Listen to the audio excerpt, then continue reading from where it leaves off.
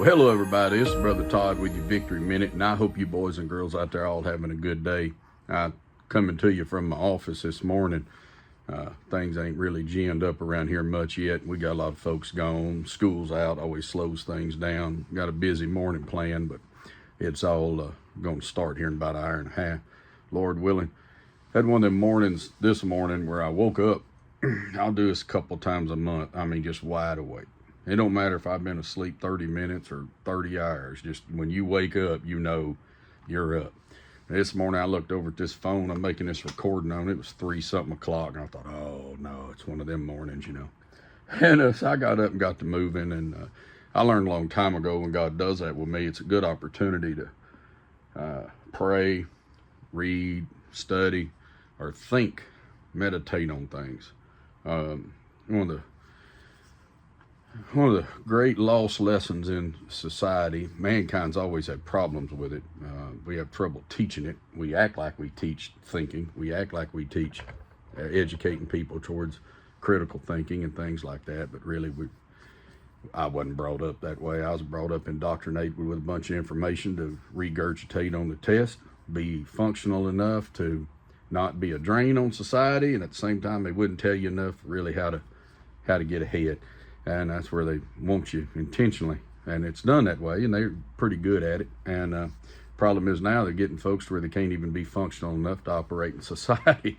but anyway, one of the things we started the school Victory Prep is that we want to be able to teach people to be genuine, independent thinkers. I always heard that term. I was 14 years on the school board, always pushing towards teaching people to be independent thinker, but they talk a lot about it, but there ain't a lot of it done, and there's really, I don't think there's a whole lot of it wanted. People that think can be, they can be problematic.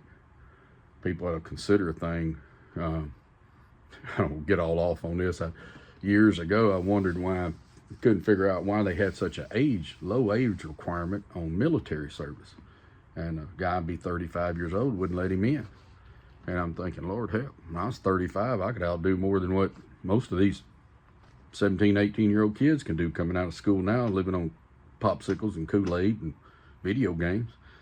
And but the problem's what? We ain't got some experience on you. And, a 30-year-old private is apt to look at a 21-year-old lieutenant and go, you want me to go do what? That don't even make sense, boy. That's stupid. They don't want that. When they want cannon fodder, they need cannon fodder. So, just we tend to pick it up. But anyway, you got to be wise to the ways of this world. The world don't want you getting ahead. Don't think for a second it does. It wants you to be a cog in the wheel. It wants you to think you know enough and you're doing enough stuff that matters that it scratches an itch inside of you. And as long as you don't know any different, well, you don't know any different. I was studying this morning verses, a thought, really, with a lot of verses around it that Lord's been really pressing me on here lately is what would be one of the best ones to sum it up. He said, if your eye is dark, how great is that darkness? If your eye is full of light, how great's that light? If you're actually seeing what's true and what you're believing is true, then how great is that? But if what you think you perceive, if you think your perception and your perspective, if you think your perception is genuine with what's actually going on, with the genuine perspective that you need, and if you're off, well, how great is that, right? Because there's no error like thinking you're right and making an error. You can do just something dumb, not know no different. But if you think you're trying to do a a real thing, but you're not, well, then how great is that deception? It's one of the things, we talk about thinking and teaching people things. One of the reasons I look over here at my coffee cup, we started Victory Prep. Since I got it, let me just get a cup drink. Was one of the big reasons for doing that is to be able to provide an environment for people to genuinely learn how to think, how to contemplate, how to meditate on the thing. Don't be deceived. The old world don't want you being able to really consider things. They want you operating on one little thing to the next, one temporary thing to the next. It's funny.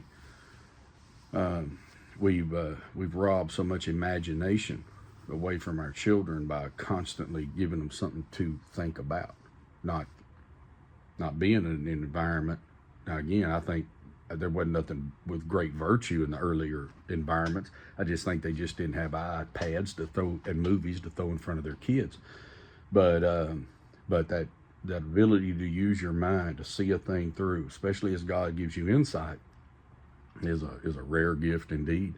And to be able to consider. In fact, one of the things I was really thinking about this morning was, with the Memorial Day coming and going, and just had 80th anniversary of the D-Day landings there in Normandy, and you see how those great events can come, but if they don't really impact you directly, it's easy to kind of push them off in society within a generation. If it don't touch your generation, they tend to be forgotten, and the reason for that is we don't learn enough, and we don't see enough to be able to learn outside of our own experience. That's why experiences that happen to people, they don't tend to be forgotten, and then the pride of man takes them and overvalues them. We tend to think what happens to us is the most important thing that happens on the planet. Never can really remove self from bigger things, and that's a danger. But then the next thing is it's so often the next generation can't get it. How many times does it say that the children of Israel, they forgot the Lord's benefits, right? And what happens is they didn't have enough perspective to be able to see what happened with their parents, right, or the generation before, really be able to learn the lessons of history. We did this and we got this, and we do this now, and we think we're going to get something different. It's idiotic to think you're going to do something and get doing the same thing, giving you a different result.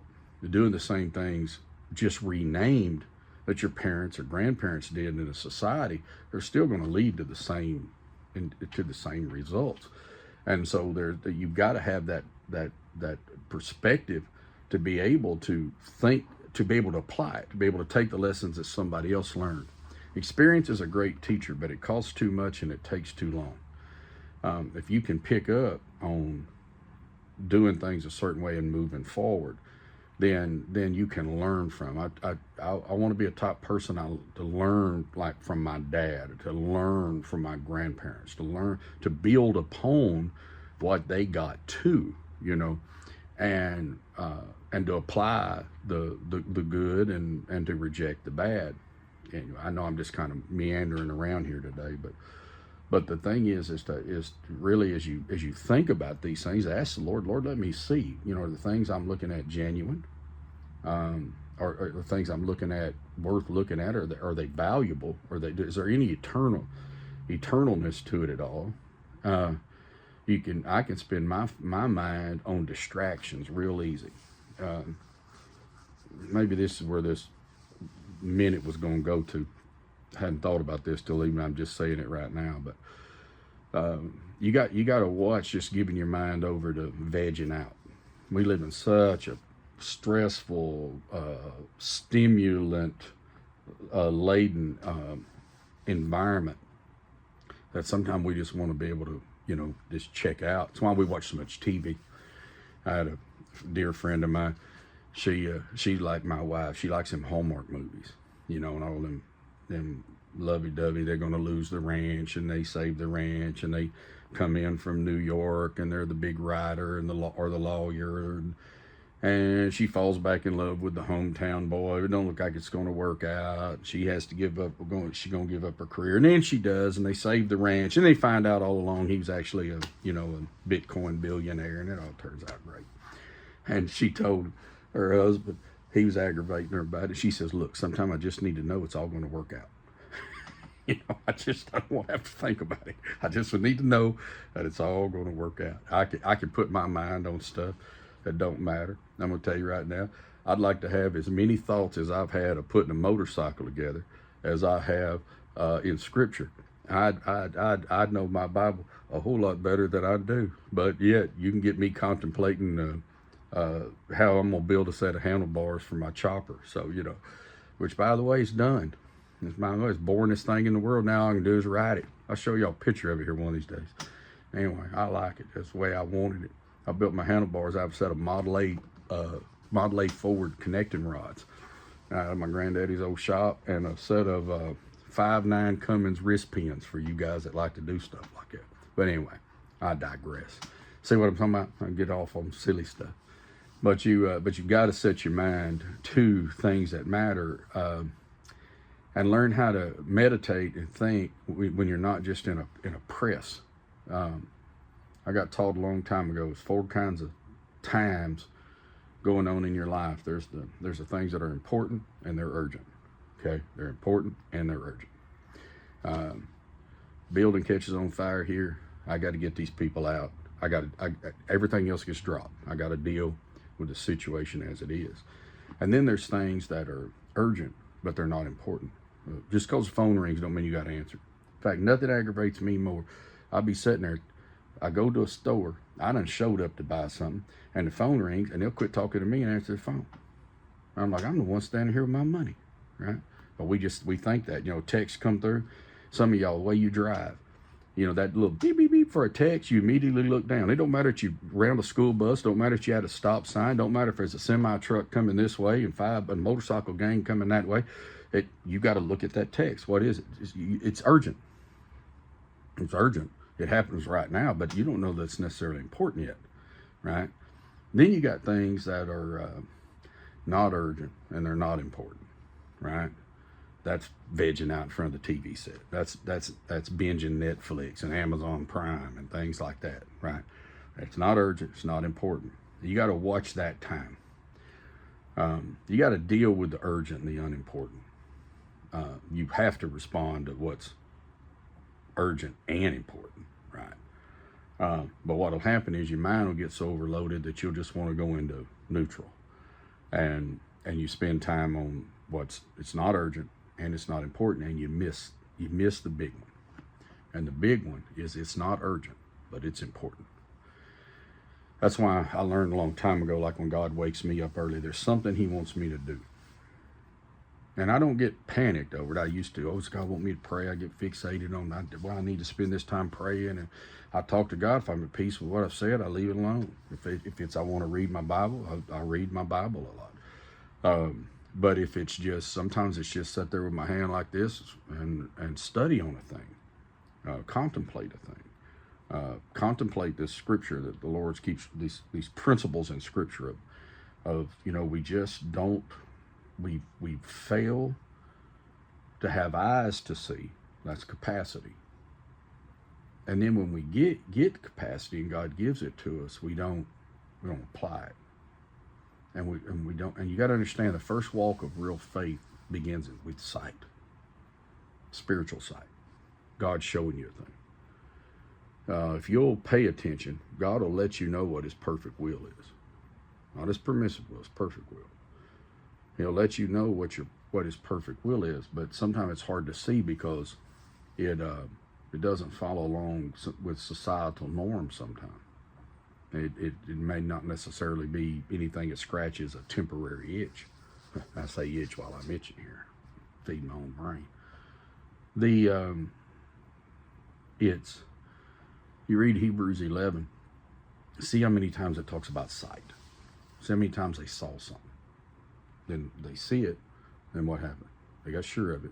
Then when they got sure of it, they embraced it. When they embraced it, they confessed it. It starts with sight.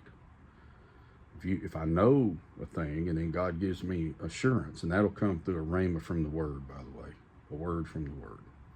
That's the sword that Ephesians 6 talks about, not the logos, the rhema. Okay, not the word itself, but a word from that word. Okay, and then you embrace it. In other words, his will becomes your will. That's what happened with Christ in Gethsemane, right? Who for the joy set before him endured the cross, right? It becomes, right? There's the embracing, and then from the embracing there comes the confession. And the confession is that first act of faith. You don't believe anything till you speak it. You don't believe anything till you speak it. You're not going to get saved without confessing. You didn't get saved, right? With the heart, man believes unto righteousness, but with the mouth, confession is made unto salvation. It's the vehicle. It's getting it, but it's seeing it. It's it, and you got to know what's real. You got to know what matters. Well, I'll just look here at this little clock, and it says 15 minutes. They're on the dot, right as I said that, And I don't know what all I've really said to you. So I'm going to listen to this and see if it makes any sense at all. And if it is, I'll put it out there and we'll just muse along together today. All right. Hey, I hope you have a good day. And maybe I'll pick up on this thought later in the week. We'll run with it a little bit this week. Y'all have a good day. Bye-bye.